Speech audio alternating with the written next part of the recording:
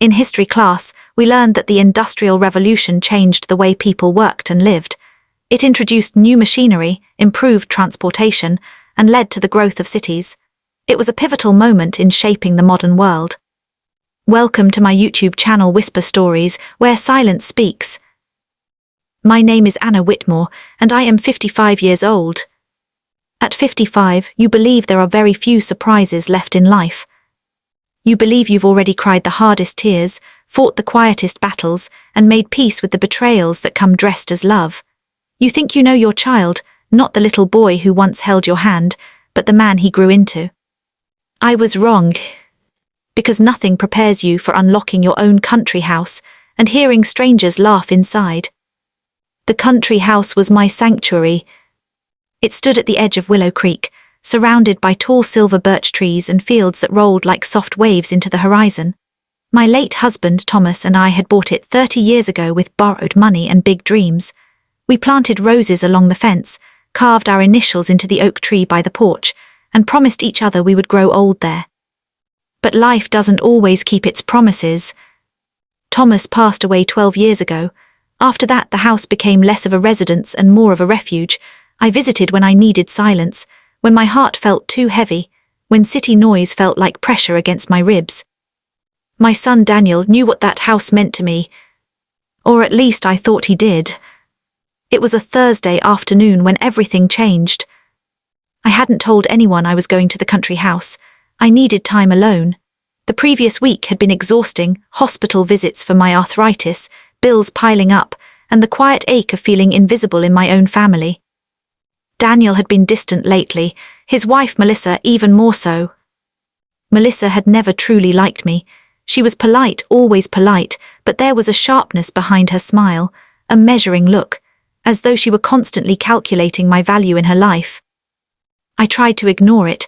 I told myself that modern daughters-in-law were simply different, independent, assertive, not raised the way I was.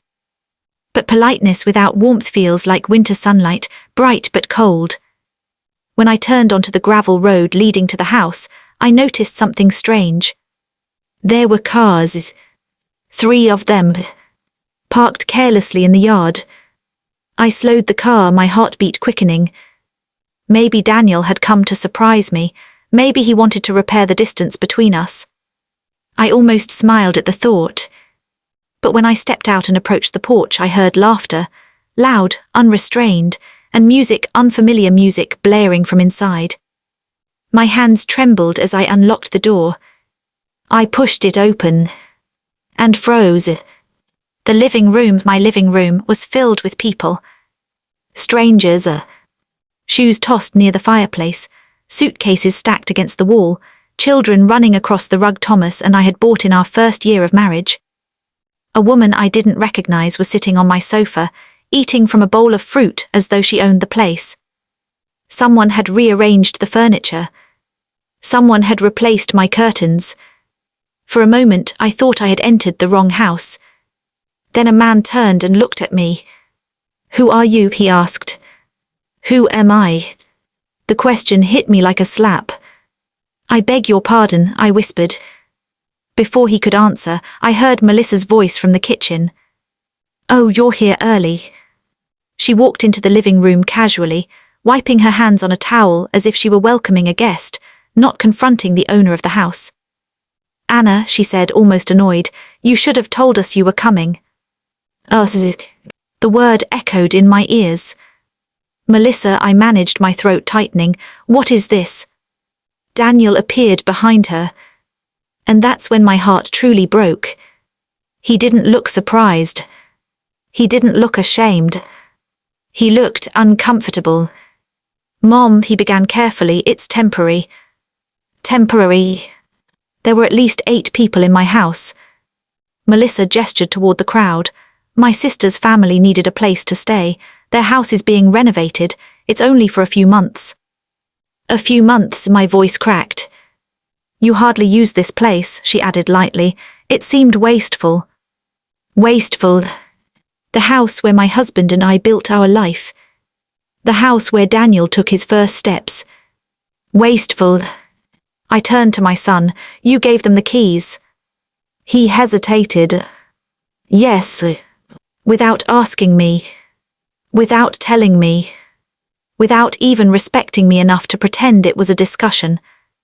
I wish I could say I screamed. I wish I could say I threw them out immediately. But shock has a strange way of paralyzing you. Instead, I stood there, a guest in my own home, while Melissa introduced her relatives as though this were some cheerful gathering. Her sister, her brother-in-law, their 3 children, her cousin, even her aunt. They nodded politely, as if I were the intruder. I felt my chest tighten. I need to speak with my son, I said quietly. Daniel followed me outside. The autumn air felt cold against my burning skin. How could you do this? I asked. He sighed. Mom, it's not a big deal, you don't live here. That doesn't mean it isn't mine. They had nowhere else to go. They have their own family, I said softly. Why wasn't I asked? He avoided my eyes. Melissa thought you'd overreact. Overreact. So instead of asking me, they chose to deceive me. I realized something painful in that moment. My son didn't see me as someone to respect. He saw me as someone to manage. I drove back to the city in silence that evening. I didn't argue. I didn't fight. But something inside me shifted. Respect is not demanded with shouting. It is earned and it is defended. For the next week I thought carefully. I reread the property documents. The country house was in my name only. Thomas had insisted on it years ago. For your security, he used to say. I understood what he meant now. The following Saturday I returned. But this time I didn't come alone. I came with a locksmith. When we arrived, the relatives were out shopping. Melissa was inside. She looked confused when she saw me. What's going on? I stepped aside as the locksmith began changing every lock on the house. You can't do that, she shouted. I can, I said calmly, because this house belongs to me. Daniel arrived an hour later, furious. Mom, this is humiliating. No, I replied steadily. What's humiliating is finding strangers living in your house without your knowledge. He tried to argue, but I held up my hand.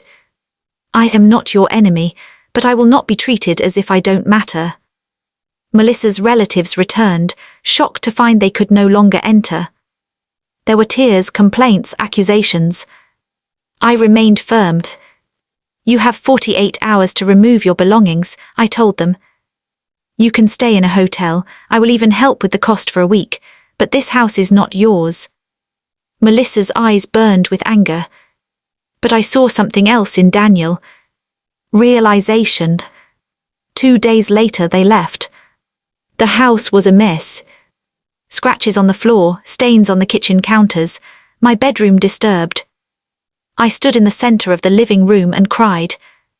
Not because of the damage, but because my son had believed I would simply accept being erased. That night Daniel came alone. He looked smaller somehow. Mom, he said quietly, I'm sorry. I didn't answer immediately. I thought you wouldn't care, he admitted. Melissa said you were being dramatic about the house for years, that it's just a building. I met his eyes. It's not about walls, Daniel, it's about respect. He swallowed hard. I should have asked you. Yes, I said, you should have. We talked for hours. For the first time in years, he listened instead of defending. I told him how invisible I had felt. How painful it was to be excluded from decisions about my own life. He apologized again. Not perfectly, but sincerely. Our relationship didn't heal overnight. Trust, once cracked, takes time to mend. Melissa avoided me for weeks. But eventually, even she softened. Perhaps she realized that strength does not equal cruelty. And boundaries are not attacks. Today I still visit the country house. The locks remain mine. The keys are mine. And so is my voice. I learned something at 55 that I wish I had understood at 30. Love without boundaries becomes permission for disrespect. Children grow up. They build their own families. But that does not mean you surrender your dignity to keep their approval. Sometimes the most loving thing you can do for yourself and for them is to stand firm. Because when I walked into my house that day, I thought I had lost my son. But by refusing to be silent, I gained something better. His respect.